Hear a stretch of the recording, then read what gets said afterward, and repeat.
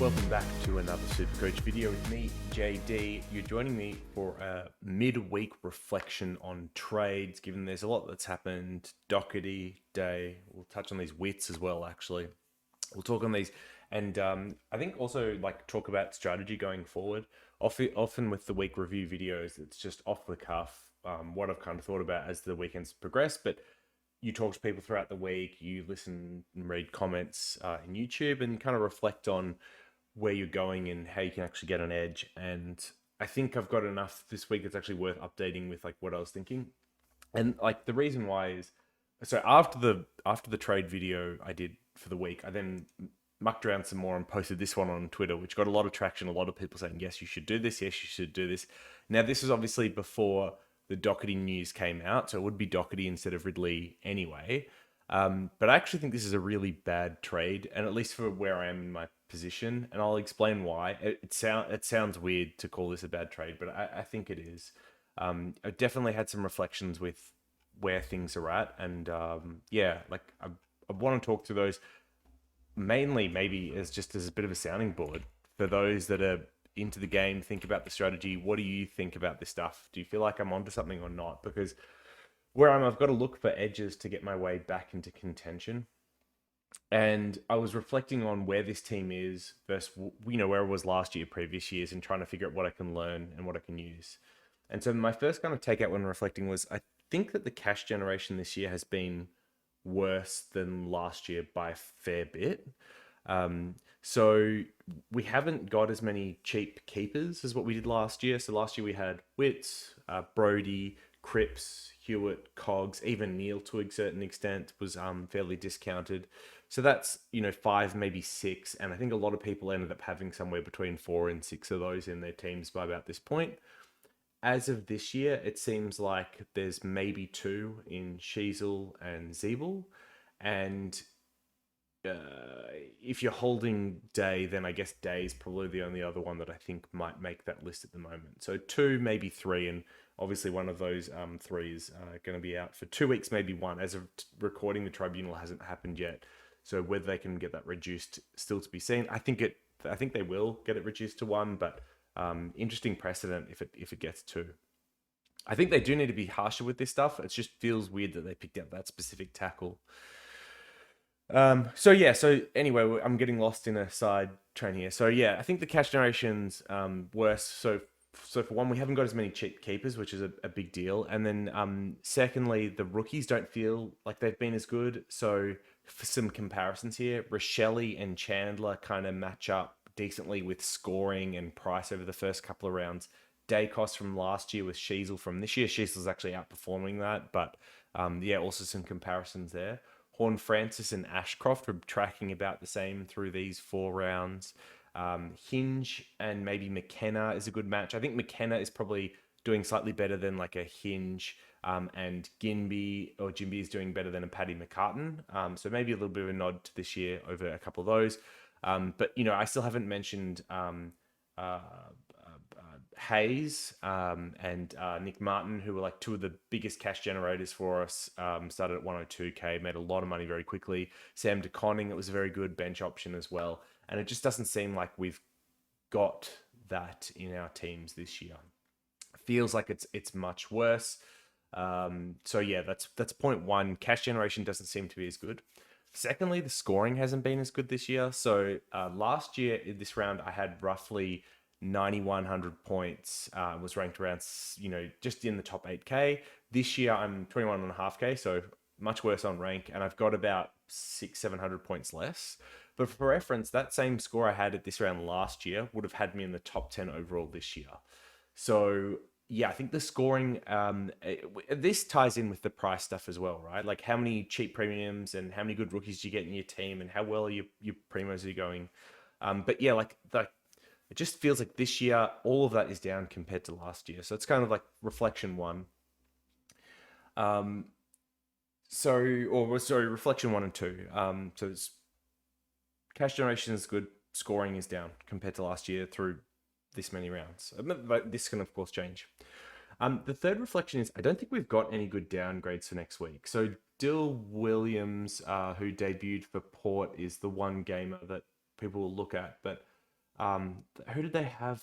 It was a Burton that had been suspended that's coming back soon, and they had Darcy Byrne-Jones, the sub, who is going to challenge for that spot as soon as Williams has a poor game. So I'm not even sure he's actually an option for next week. He'd have to play really good this week, but even then, like he may not even hold his spot for more than 1 or 2 weeks. And that was the only debutant that was actually worth noting. So that's a really interesting thing. Like, I don't think we've got any downgrade options next week unless you go early on either a debutant, which I wouldn't do in SuperCoach, or even just a one gamer. So if we get some good first game debutants this week, maybe you can consider those. But yeah, I think that's pretty tricky.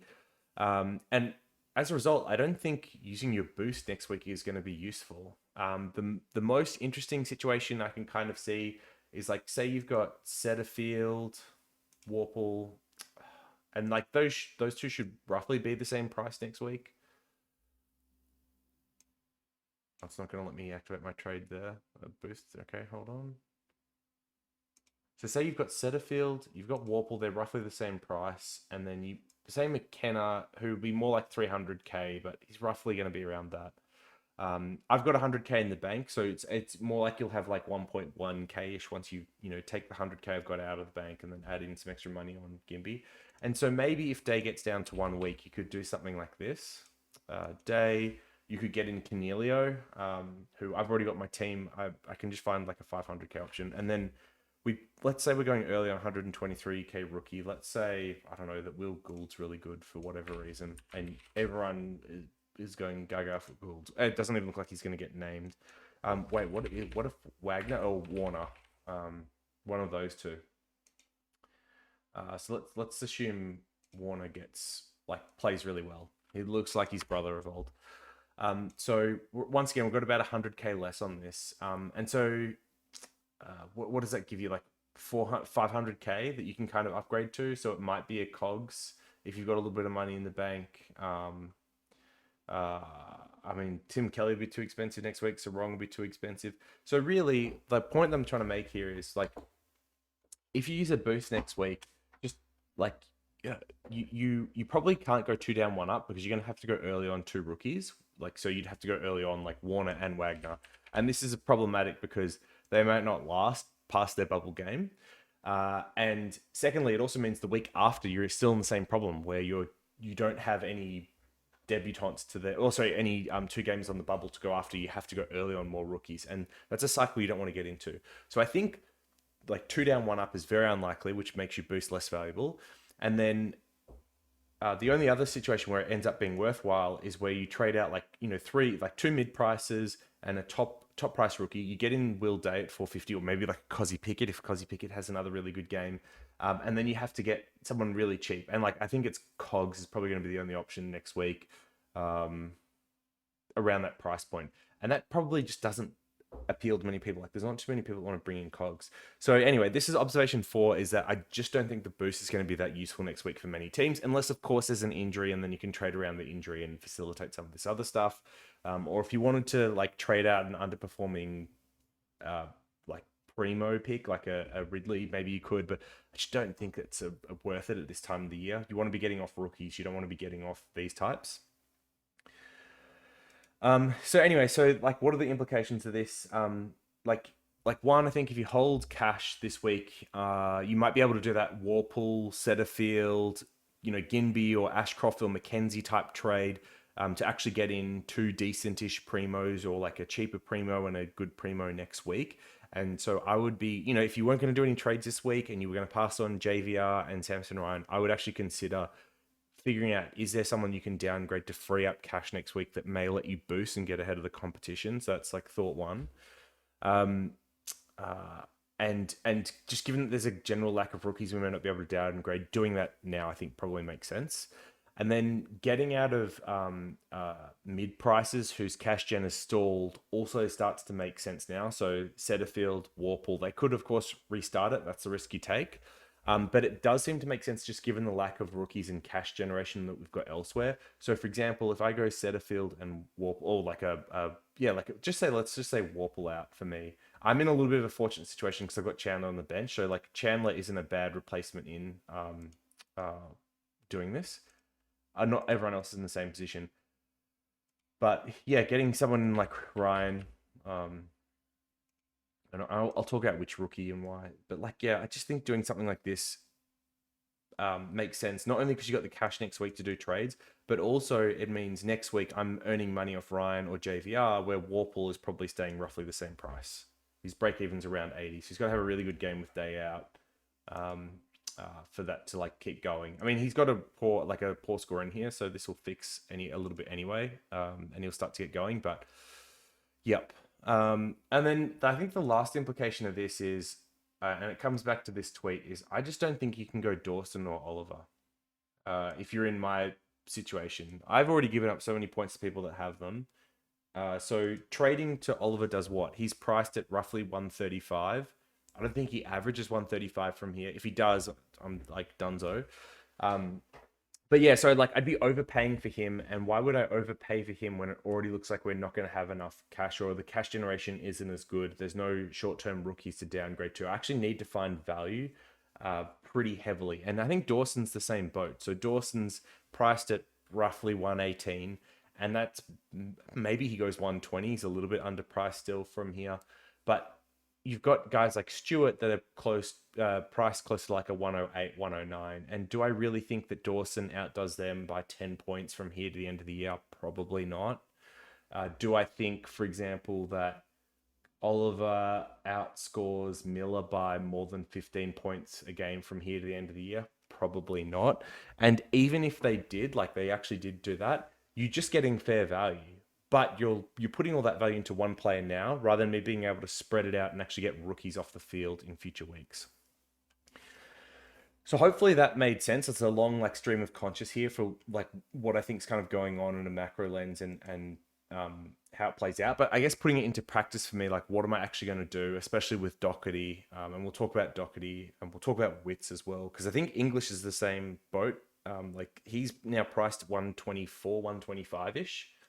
Which actually, I think that's probably still value. He probably goes maybe a bit above that, and he's clear number one ruck, so it's a little bit different. If you've got Witts, I want to get in English. I don't really want to get in Grundy, and I don't want to run, Ryan or Moyle at R2. So I think you still actually just have to force English.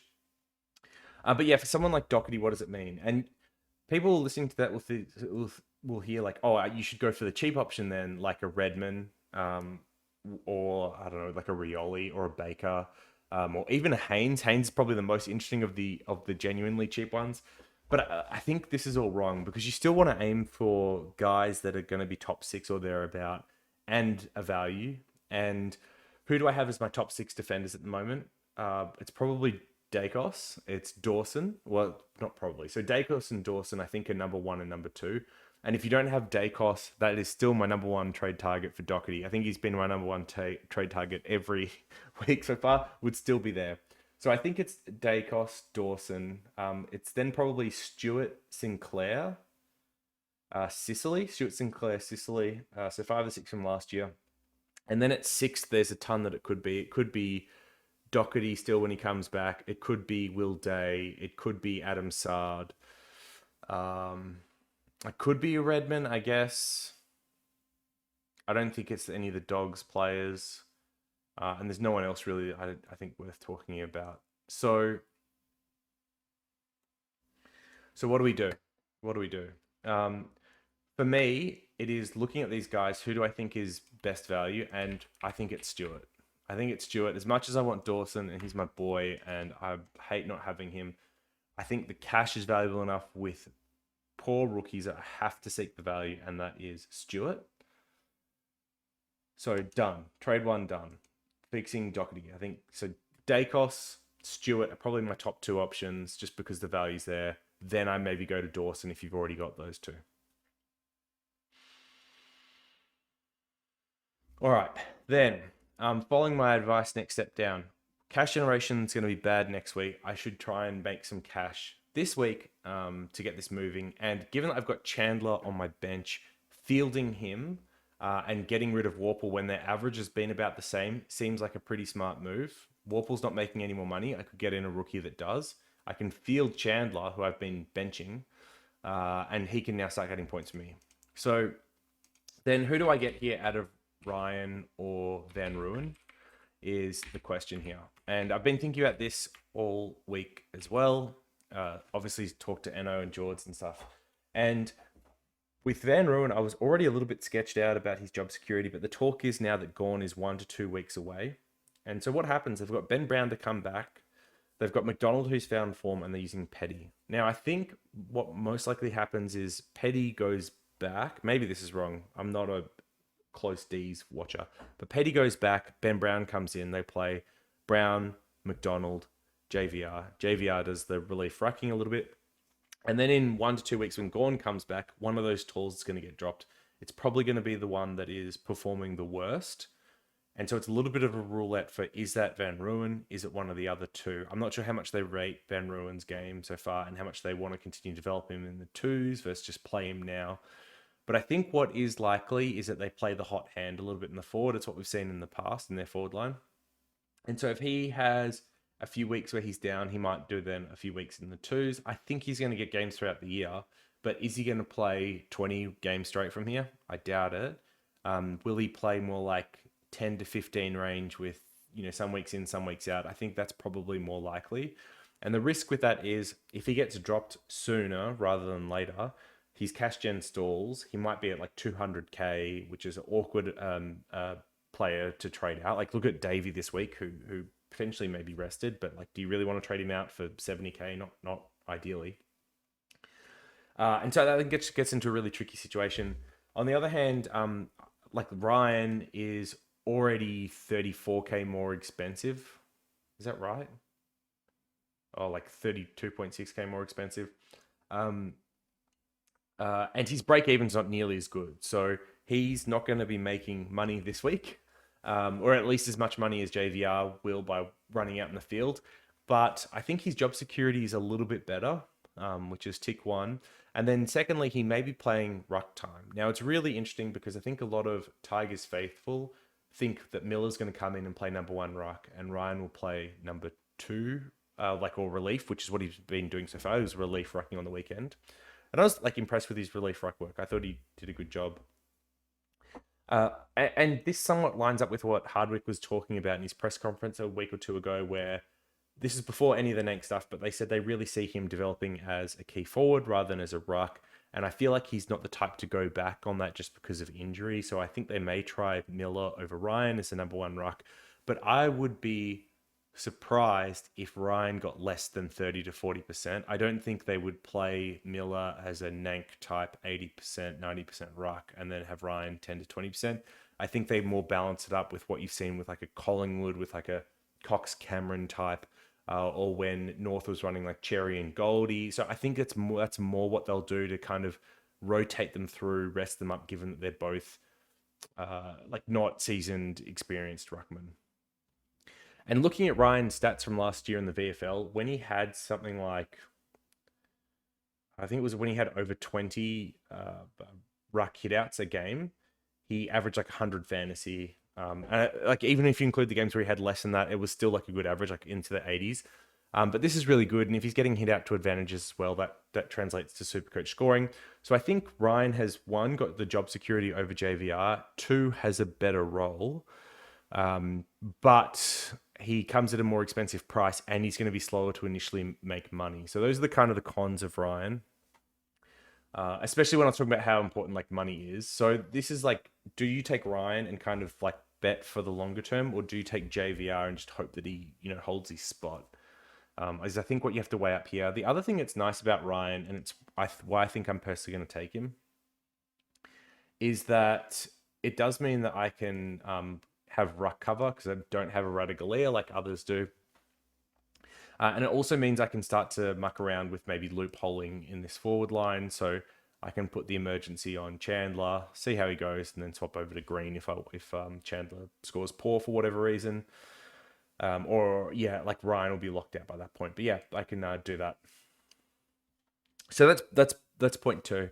And so I've now got cash for next week. But I guess the question for me is like, do I want to use that cash now or for a boost potentially next week? Or do I want to just boost now and get it out of the way and trade in a premium for someone like Setterfield? And I think that's like the option I have to consider. interestingly enough, if Day got off, what I would be trying to do is actually put it on someone like Wilmot, Mackenzie, Ginby if he's rested, something like that, and just turning him into Day.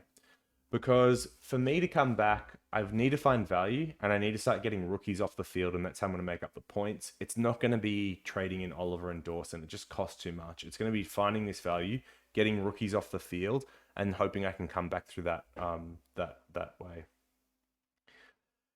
So what do I actually do from here? And it's like interesting to think about how this is going to play out next week as well. So what I'm going to have Cogs and Rosie back in the forward line, possibly, and then I'll have Zeeble and Sheasel down defense. We can get rid of this awful D6 position, which is really important. Or Chandler will still be on the field, but yeah. And then I think next week, if Will Day only gets 1 week, I'm going to go for him. 450k.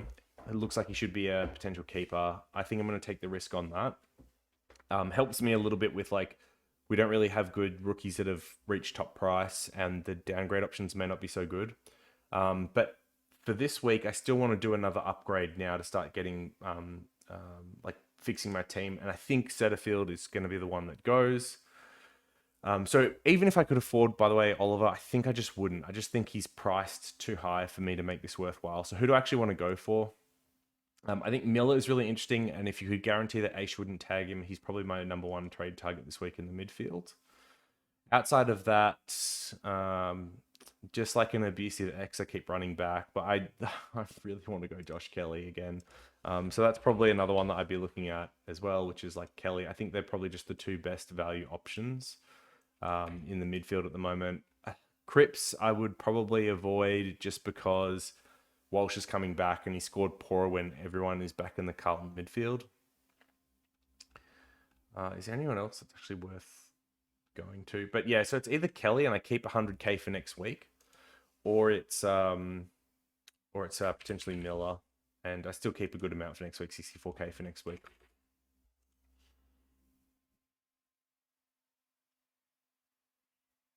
But yeah, that's how I'm thinking through the trades at the moment. And hopefully that's also given you answers to the main questions I've been seeing this week. So who are the best Doherty replacements? I've got it as Dacos and Stewart is probably my top two, and then Dawson would be my third. Do you go Ryan or JVR? I think I have Ryan just ahead of JVR at the moment for the reasons I've talked about, but maybe you already have Radaglia and this isn't nearly as interesting to you. And then can you move on Warple or Setterfield this week to start upgrading early? And I think you absolutely can, just given where their break evens are at and what next week looks like with boosting. I don't think there's an issue with that as long as you're not putting poor rookies back on the field. And then finally, like setting up the team for this week, which is important to note. So Cowan and Wilmot we can loop with Constable because I assume he won't be playing again. If he is playing, I will probably just field him over Wilmot and Cowan, no sweat.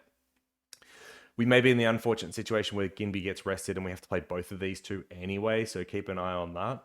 I don't think it changes my trades if Ginby's out.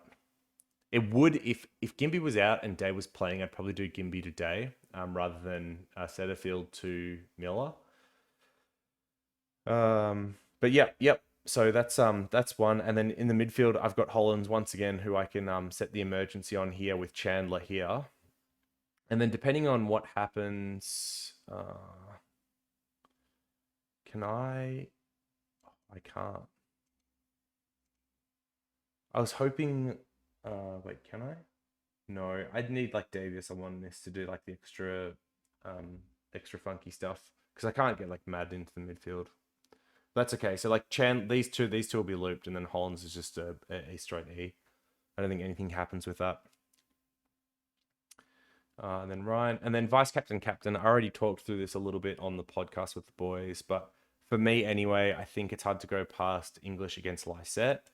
And generally, like my rules for vice captain is you either want to vice the player you actually want to captain. So I either want to vice English and then put someone safe after him, or I want to vice captain someone before him that's a really high variant. So I'm either going to get 190 or an 80. And so like it's really obvious for me whether I take them or not. So Doherty, despite his poor score last week, was a really good vice captain. because it was either going to be 70 or 150. There probably wasn't an in-between score. We got the 70. That was the green light for English. Options this week that I like outside of English. I mean, I think Dacos gets tagged, but that's probably one that you have to consider or look at. The GWS game against Hawks, I like Kelly, so I could imagine going VC English into Kelly.